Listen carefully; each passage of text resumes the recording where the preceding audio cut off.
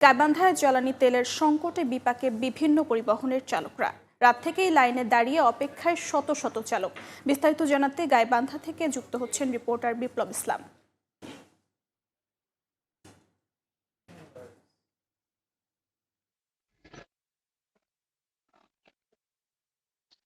জ্বালানি তেলের যে চলমান সংকট, এই সংকটে কিন্তু যে বিভিন্ন চালক, সেই চালকদের কিন্তু এই সমস্যা নিরসনে প্রশাসনের পক্ষ থেকে বিভিন্ন ব্যবস্থা নেওয়া হলেও কিন্তু সেই সংকট যেন কাটছেই না। আমরা দেখছি যে যে জ্বালানি তেলের জন্য যে অপেক্ষা, সেই অপেক্ষায় কিন্তু প্রত্যেকটি ফিলিং স্টেশনে কিন্তু এভাবেই দীর্ঘ লাইনে মানুষ মোটরসাইকেল সহ বিভিন্ন পরিবহন রেখে গেছেন। সবচেয়ে কিন্তু এই ফিলিং স্টেশনগুলোতে আমরা দেখছি যে মোটরসাইকেলের যে চাপ, যে দীর্ঘ লাইন, সেটি কিন্তু প্রতিদিনই আমরা দেখছি যে এভাবেই লাইনে থাকছে। আমি আছি Gaibandha S A Kader and sons filling স্টেশনে।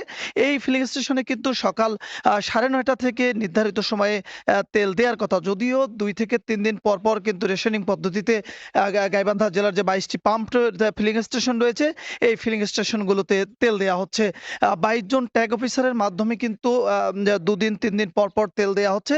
কিন্তু সরকারি কর্মকর্তা এবং ট্যাগ অফিসারের উপস্থিতিতে তেল বিতরণ সহ প্রশাসনের নানা পদক্ষেপেও কিন্তু এই সংকট যেন কাটছেই না।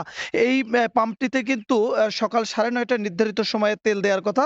কিন্তু আমরা দেখছি যে গতকাল বিকেলের পর থেকেই কিন্তু যে চালকরা, সেই চালকরা কিন্তু তাদের যে যানবাহন সহ মোটরসাইকেল কিন্তু রেখে গেছেন এবং সেই যে রেখে গেছেন এবং এই সকল ফিলিং স্টেশনের পাশে কিন্তু অস্থায়ী গ্যারেজ গড়ে উঠেছে।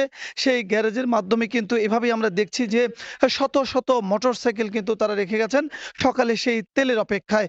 একজন মানুষ সর্বোচ্চ 500 টাকার তেল পাচ্ছেন। এই 500 টাকার তেলের বিপরীতে কিন্তু তাকে 50 টাকা গ্যারেজ ফি গুনতে হচ্ছে প্রতিদিনের জন্য। পাশাপাশি তাকে সেই আগের দিন বিকেল থেকে পরদিন সেই সকাল যে 9:30 তেল দেবে, সেই তেল দেওয়া পর্যন্ত কিন্তু তাকে অপেক্ষা করতে হচ্ছে। এই যে একজন মানুষ যে 500 টাকার তেল পাবেন, সেই তেলের বিপরীতে তাকে কিন্তু 1 দিন এবং 50 টাকা সেই গ্যারেজ ফি গুনতে হচ্ছে।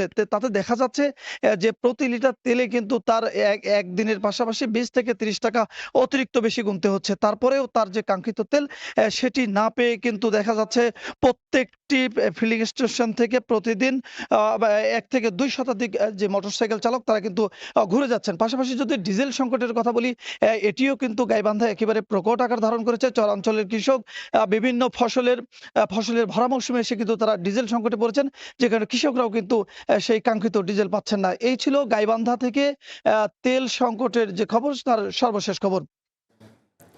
যুক্ত ছিলাম গাইবান্ধায়।